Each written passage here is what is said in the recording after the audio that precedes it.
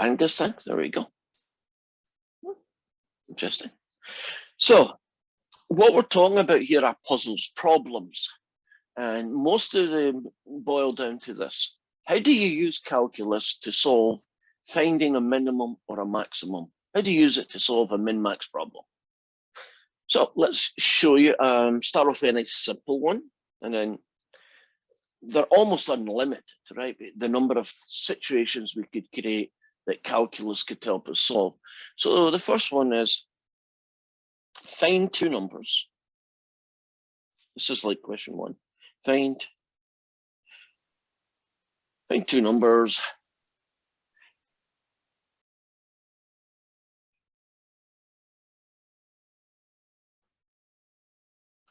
whose difference is 80 and whose product is a maximum.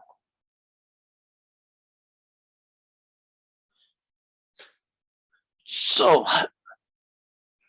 we're going to look for two numbers who, when you take one and subtract the other, the answer is 80. But when you multiply them together, you get the biggest answer in the world.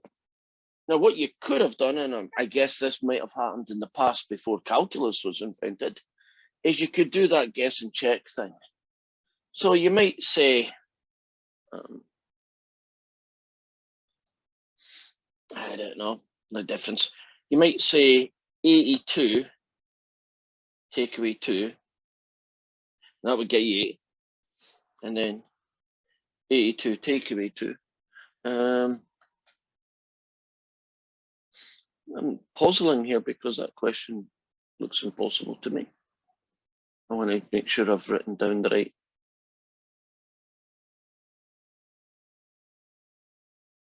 That explains it. I misread it. On a minimum. So we want the smallest product. So you could do those two, right? I don't know, you could do 100, take away 20, right? And if that would get you 80, but if you multiply 100 times 20, wouldn't you get a really big answer? And we want to find the one that's the smallest. So this is how we would do it. Step one.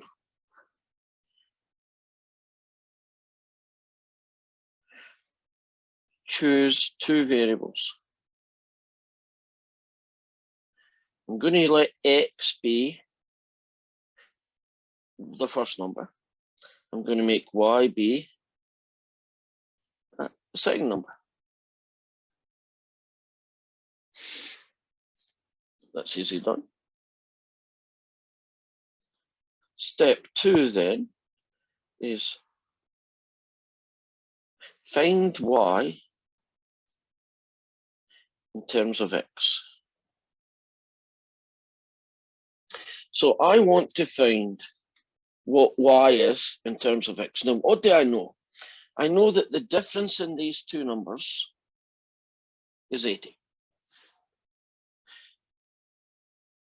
So all I really need to do here is figure out a way of rearranging this expression so that it becomes y equals. And it's like solving an equation. So as long as you do it to both sides, it's okay. A couple of ways of doing this. I would probably take, whoa, excuse me for a second.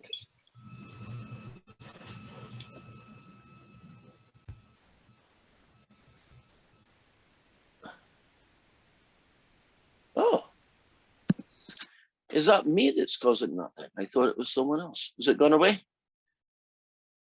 Or was I the only one hearing that hissing?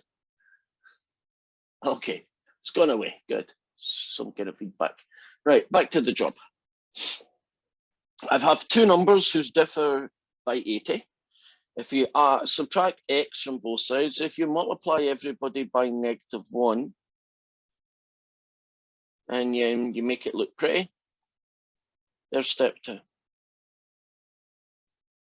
So in this kind of puzzle, you have two variables, x and y. X is going to be the first number. and y is going to be the second number. And when I'm finished, I'm going to tell you x is 50 and y is negative 30, right? I'm going to tell you something like that. So, step 3 is find what's very often called the optimization function.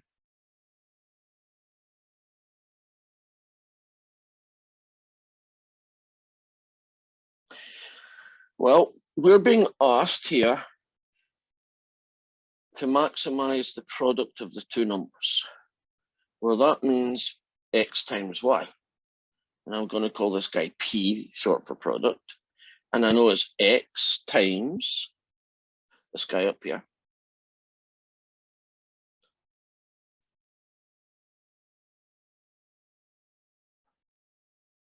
And that's called the optimization function, sometimes the optimization expression. And we are going to use calculus then to find the value of x that makes this as small as possible. And you say, well, how are we going to do that? Well, calculus is going to do it. If you differentiate this function, get that. Now, if you want to find a max or a min, won't the derivative be 0? Right? At the top of a hill, a maximum happens when the derivative is 0. At the bottom of a valley, a minimum happens when the derivative is 0. So we find the optimization function in step 4. So we solve. Well, if you add 80 to both sides, and then you divide by 2, you get that x is 40.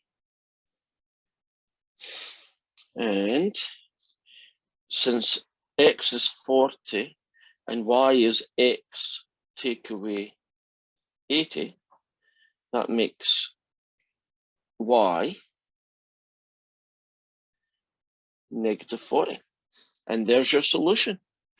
If you want two numbers to differ by 80 and to give you the smallest possible, right, a minimum value for the product, the two numbers that you should pick should be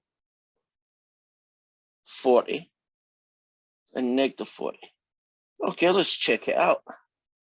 If you take the first number and you subtract the second number, yep, the answer is 80. And according to what we've just found, the smallest product you will get is negative 1600. So you can spend the rest of eternity guessing two numbers who differ by 80 and multiplying them together, but you'll never get an answer that's better than that.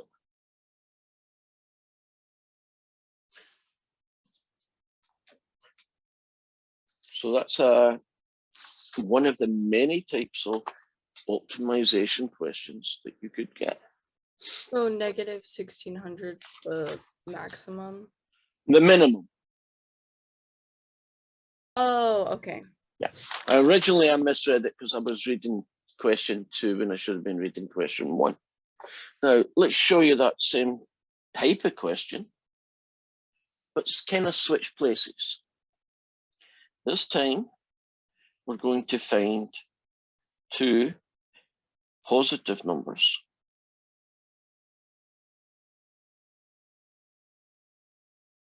And what do we know about them? We know that their product is 64, and we've defined combination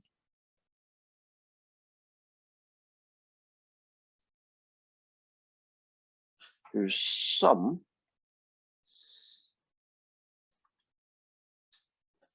make sure I'm reading it, is minimum. So find two positive numbers whose product is 64, but whose sum is a minimum. Okay, let's see, we can do this. X is going to be my first number. Y is going to be my second number. What do I know? Well, I know that when you multiply them together, you get 64, because that's what that's telling me, isn't it? You know that the product is 64. You also know they're positive. Now, if you rearrange that, don't you get 6 over x? So that's me found y in terms of x.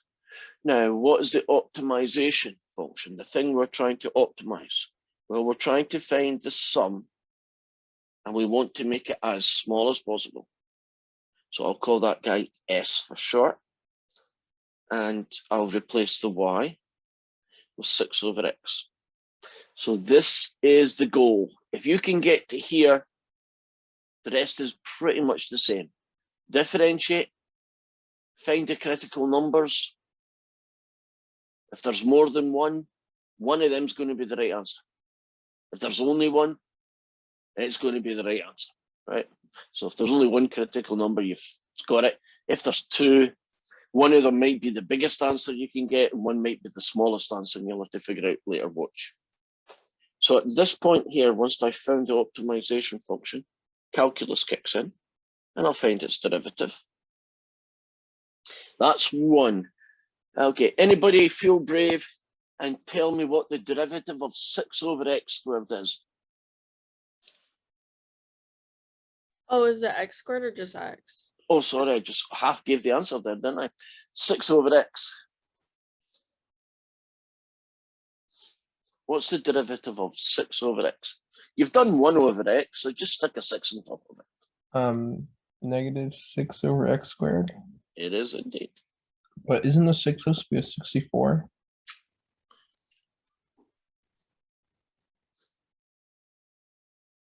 Which is okay, because it would work with a 6, but 64 is the question. I think 64 is going to be a nicer answer as well. Okay, then. Our solution is going to happen when the derivative is 0, right? Or undefined, I guess, but undefined is not very helpful, because if you make one of the numbers 0, you're going to have a big problem finding the other. So, right. As long as you do it to both sides, it's okay, Ro. Anybody want to have a shot at solving this equation? What should I do to both sides?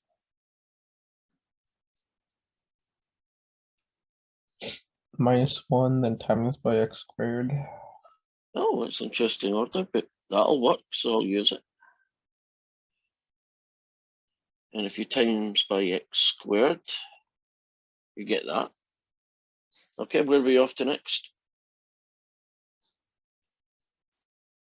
You can make them positive and then take the square root. And when I take the square root, typically I should say plus or minus, but in this case, I'm only picking plus because right at the start, didn't they say there were positive numbers? So I know x equals 8. And since I know x equals 8, won't y be 64 over x? Which means y is 64 over 8 on, there's a surprise. Our solution is that the two numbers you should pick are 8 and 8.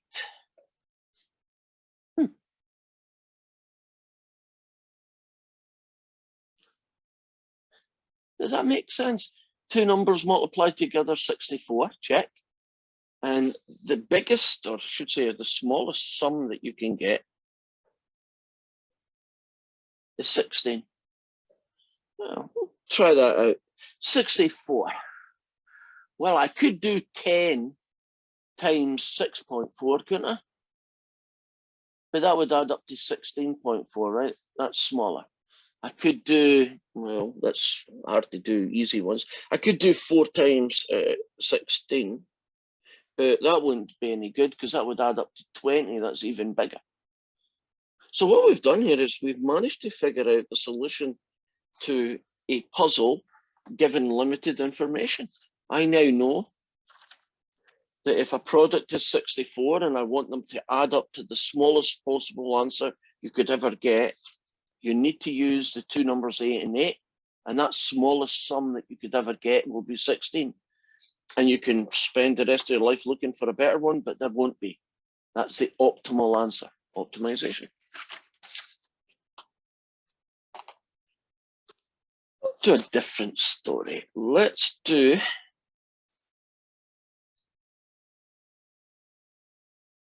this one. Find a rectangle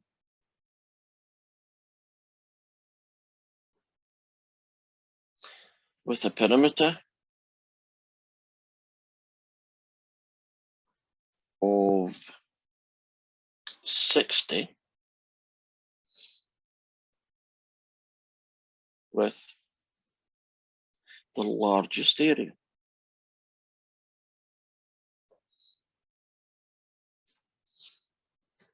Wow. You might think that that puzzle is impossible, but it's not.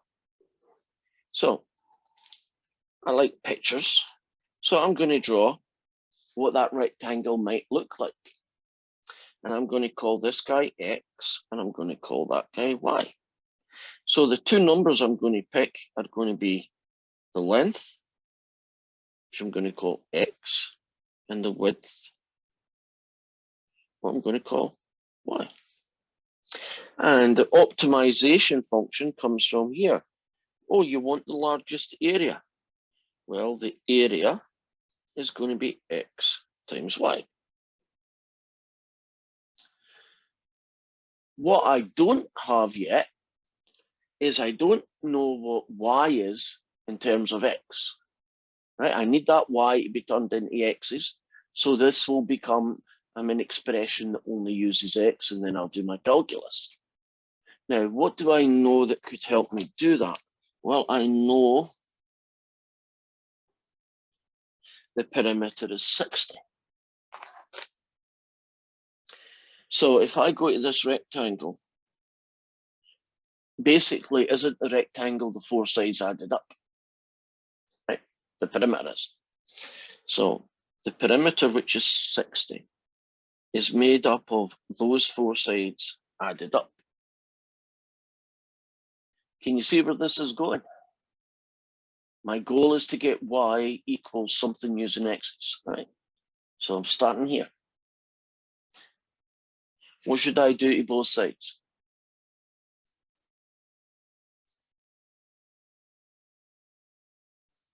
I want to solve for Y. What should I do to both sides? Minus 16, add 2y. Or minus 2y. Yeah, I'd probably go that way. Take away 2Y. And then what about divide everybody by 2? Why am I doing that? Wait, aren't you solving I'm solving Y? for Y. Yeah, I was solving for X there. You would subtract 2x. Yeah, I would. And then I would. I guess if I did it the other way, eventually I could recover. That is what I was after. Right? You have two things, but you want one of them, right? Typically the Y to be in terms of the other. So I can now go here and say X times Y, which is 30 minus X, and that's going to be A. So there's our optimization function. I think in this case, it's a good idea to distribute the X's. And now it'll make calculus so much easier. That's the derivative of the area. And the best answer, the one we're looking for, happens when the derivative is 0. Tops of hills, bottoms of valleys. So in this case, if you subtract 30 from both sides and divide both sides by -2, you find X, and X is 15. Now I've got the guy up here, Y is 30 take away X, which is 30 take away 15, which equals 15. And then you go and you say, that kind of makes sense. Would you agree the perimeter is 60, right? In fact, if you want to make the biggest rectangle you possibly can with a fixed perimeter, don't you end up with a square? In this case, 15 by 15. Which is telling me that isn't the most efficient four-sided shape a square? I bet you farmers have known that for a long time. Do you know, if they're trying to, do one of those temporary fences for their sheep, and fencing costs money, right? That they probably have figured out that the best shape is just to make a square field, right? A square fenced off area, right? Bigger area, more sheep can fit inside it. I think that is kind of interesting, that we've essentially proved something that your intuition would have said. Yeah, if you're going to build a four-sided shape, you probably should make it a square if you want the most area. Oh, and if you want to know what the area is, it's 15 times 15, so it'd be 225, whatever the units are, squared. Yeah, let's change that same story a little bit.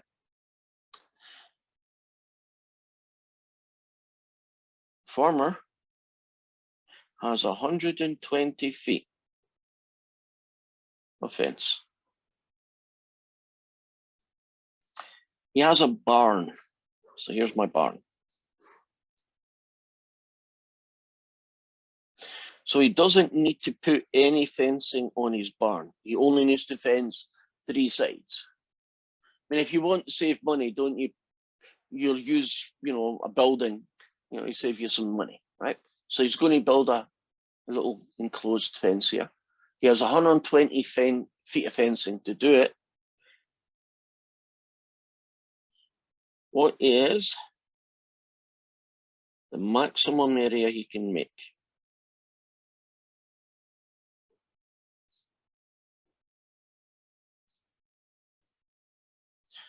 Now, you might think, oh, it's going to be like the last question. He's going to end up making a square again. And if he was going to make a square and he only needs to use 3 sides, then it would be, what, 40, 40, and 40, right? That would be the 3 sides, because this is 3.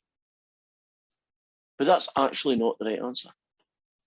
If it was a field out in the open, it would have been a perfect square. That was the previous question. But this one, we've added an extra dimension. So the barn length, like, just infinite? Yeah. So the barn's bigger than the fencing he's got, right? So his barn's 150 feet long, right? So he couldn't possibly run out of barn. Okay, we'd start with, I need 2 numbers.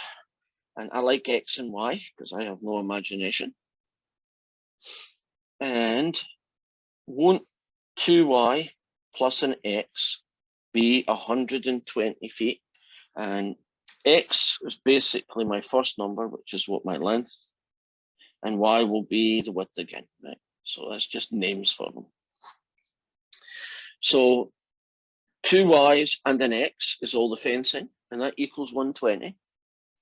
And so subtract an X from both sides, and then divide everybody by 2, and you now know what Y is in terms of X. Now, what are we trying to maximize here? We're trying to maximize the area of this fence. And the area will be X times Y. And Y is this guy.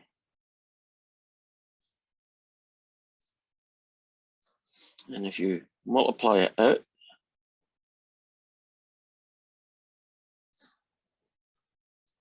the area ends up being this formula.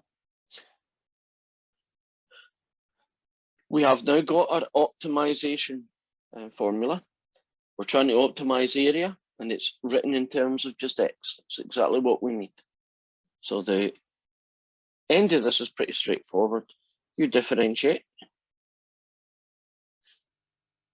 You find out when it is 0. This one I can do in my head. is 60. And then you get y, which is 60, take away a half of x, 60, take away that guy, 30. So I now know that the farmer should make this guy here 60 and those two guys here 30. And what would that area be? Well, the biggest area you could get is x times y, which is 60 times 30, which is 1800, in this case, square feet. Well, let's look at the solution here, because it isn't random. Do you notice that this distance is twice as big as these, right? So you make it twice as wide as this side, right? Why is this longer? Just practically thinking, why would you make this more than this?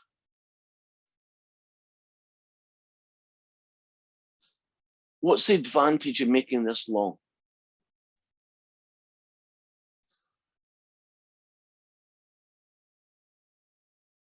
Aren't you getting this side for free? That's the advantage. Now you might say, well, why don't you just keep making it long? Well, as you make this longer, doesn't this shrink inwards, right? So you end up with a skinnier and skinnier and skinnier rectangle. And the area isn't as good when you do that, right? So this is the balance between using a lot of the horizontal, but not using so much that the rectangle ends up being skinny and not having a lot of area. Now that you probably couldn't have guessed intuitively, right? Somebody just said, what do you think this dimension should be? You've only 120 foot of fencing. You know, you could peg it off here and then you go here and say, oh, I'll turn, do that, and then come back, that's it. But this is the best you can get. So what's our next guy going to look like?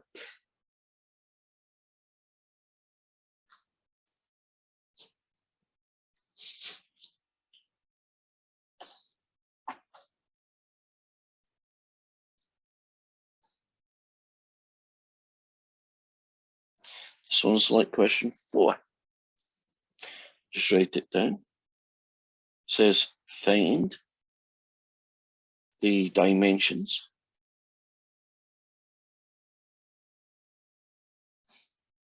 of a rectangle. And they tell you the answers in meters, which is fine. With an area of 1,000 square meters, which has the smallest perimeter.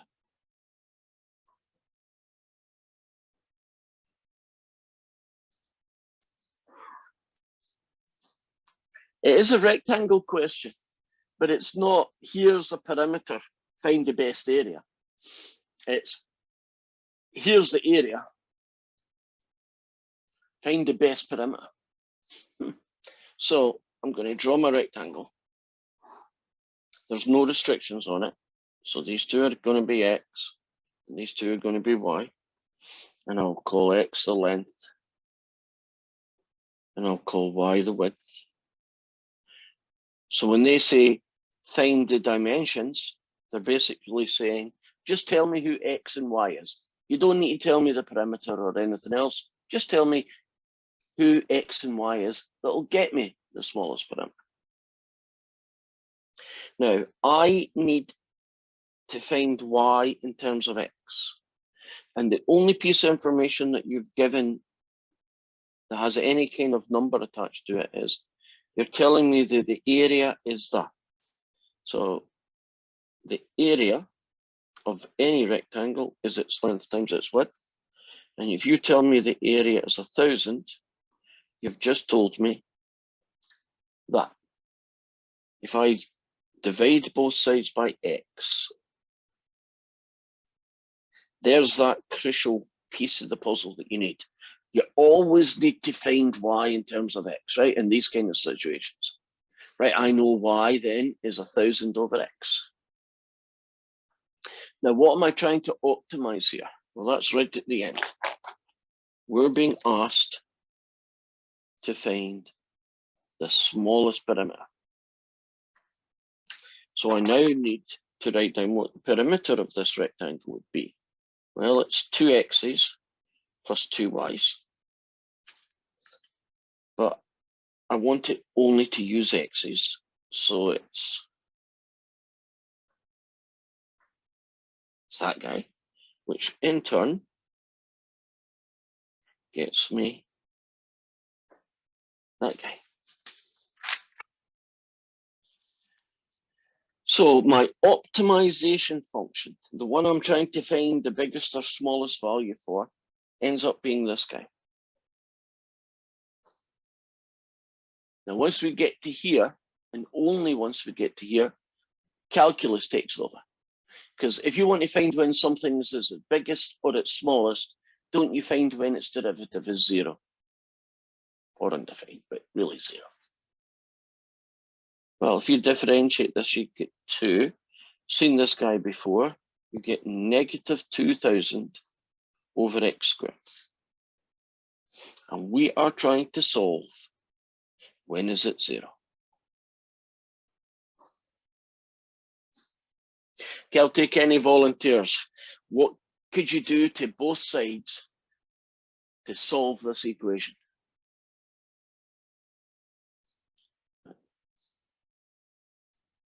-2 times by x squared, then divided by -2.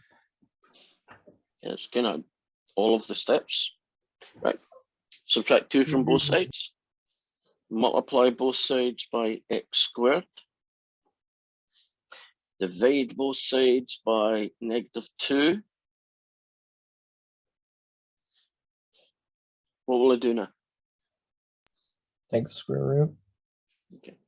Now, since this is the length of something, we don't need to say plus or minus. Would you agree it has to be a positive number? It's a length of something.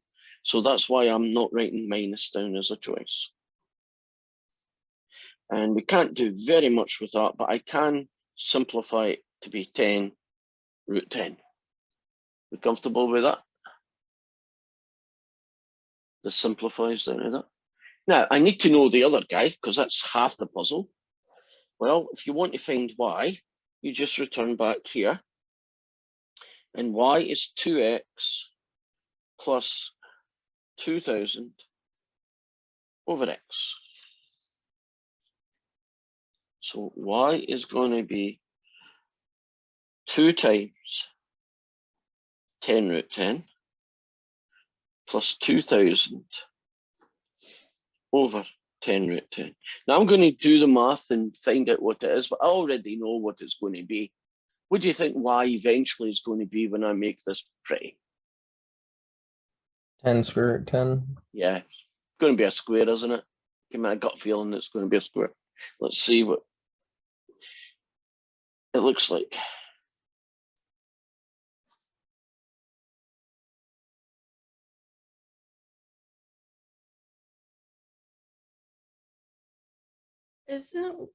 Something's not right. Isn't y, or for solving for y, isn't it 1,000 over x? It is. I'm I using think the you're standard using thing. perimeter. Yeah.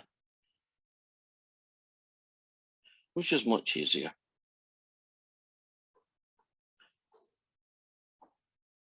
Okay. It's going to be 100 over root 10. If you rationalize the denominator, it's that guy.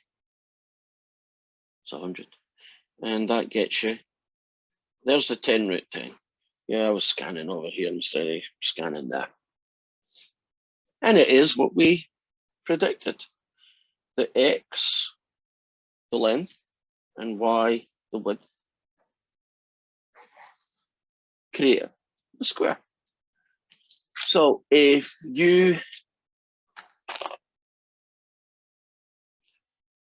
if you want a certain square area, if you, well, that's bad what you say. If you want a certain area in square feet, the cheapest way of doing it, the smallest perimeter, is to make a square, which kind of makes sense. Where are we off to next? Let's do boxes.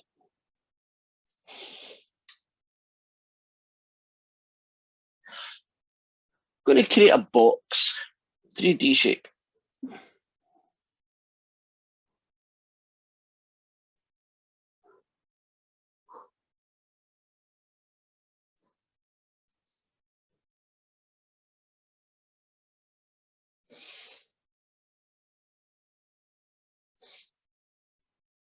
Oh, I almost made it.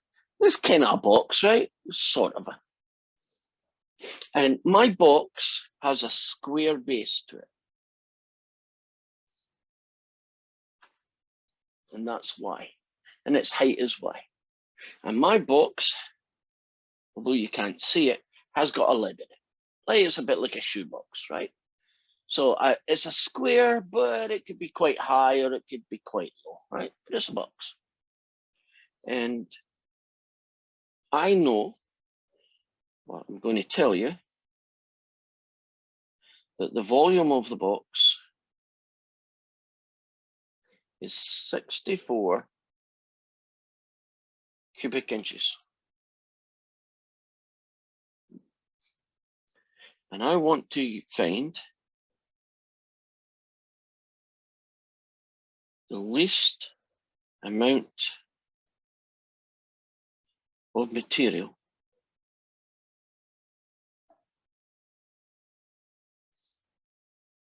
that you would need to build this box.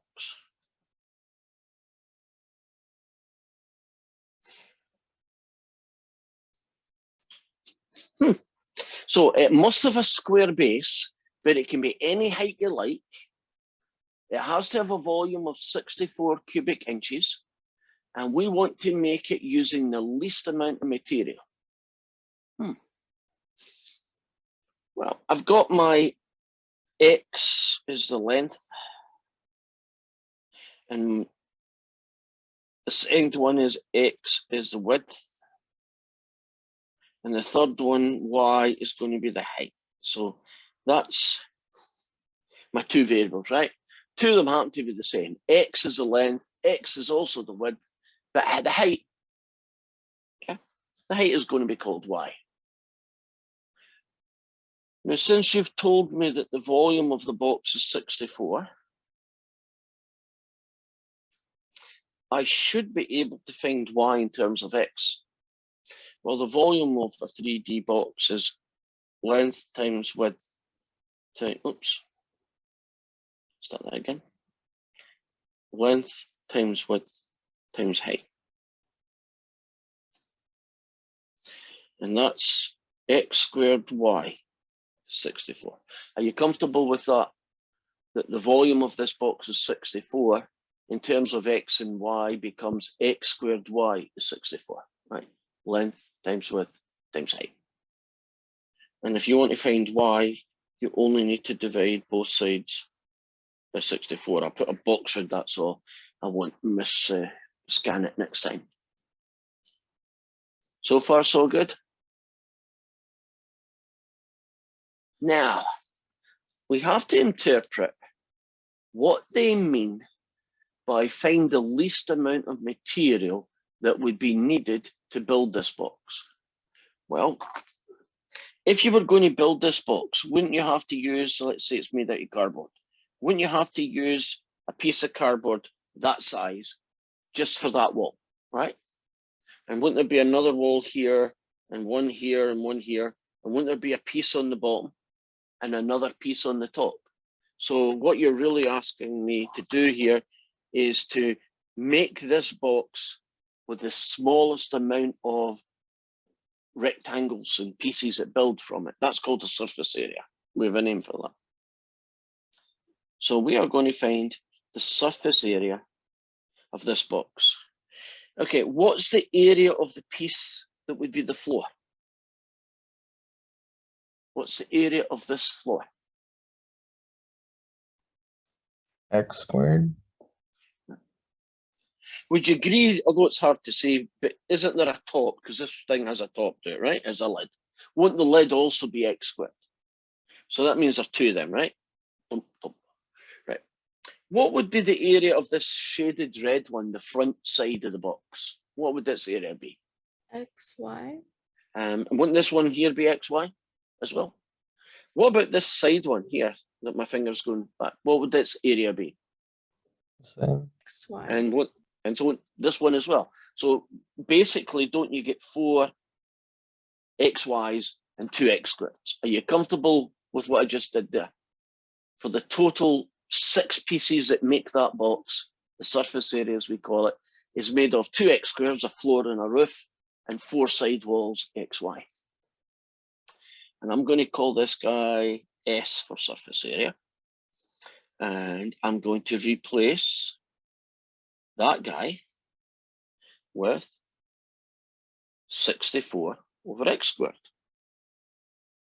So I now have 2x squared plus 256 over x, because this x cancels one of those, and 4 times 64 is 256. Are we comfortable with that? That these two things become that? And we have finally got to where we're always going to get to in these questions. We have found the optimization function, the thing that you want to make bigger or smaller, right? In this case, we want to make it smaller, but calculus doesn't care. We do the same thing even if you wanted to find out when it was biggest, right? So that's the guy that we've got. So now we move into derivative. Well, if you differentiate this guy, you get 4x. And if you differentiate this guy, you'll get negative 256 over x squared. So far, so good. And we want to know when that derivative is 0, because that's where all the good things happen.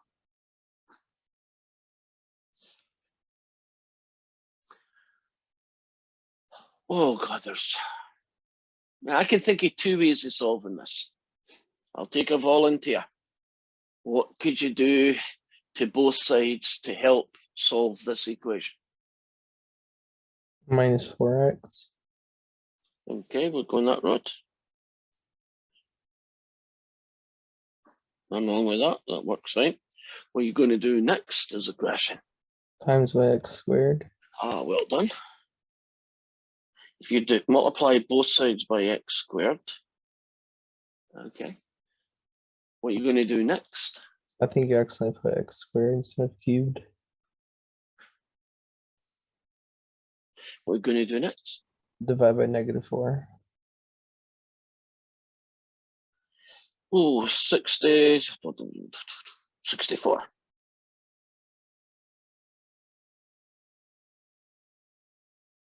Almost there. What's the Then last take thing? Cube the root.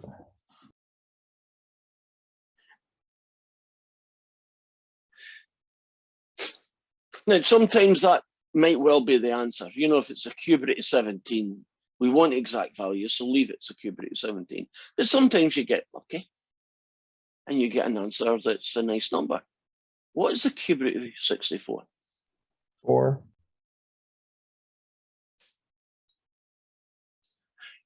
That is the only value of x that's going to work for this story. It's going to be 4, and I guess the units are meters. Now, I need to know y, and this time y is decidedly ugly. It's 64 over x squared, which is 64 over 4 fours is 16. It is 4. Darn it, what do you end up getting? Well, you end up with x is 4, x is 4, and y is 4. And what kind of shape is that? It's a cube. Doesn't that kind of make sense that a cube is the most efficient 3D shape if you're using straight sides? But what calculus has done has kind of proved to us that that's exactly the best shape. Isn't that not cool? You can solve puzzles using calculus that were impossible to do, really, before calculus. Because you could get an answer and you could say, well, here's my answer and it's really good. And somebody says, well, that's true, but who's to say there's not another weird box out there that is very skinny and wide, right? That would be even better, right? Even cheaper to make. And well, you couldn't, but calculus, you can. This is the only unique solution to that puzzle.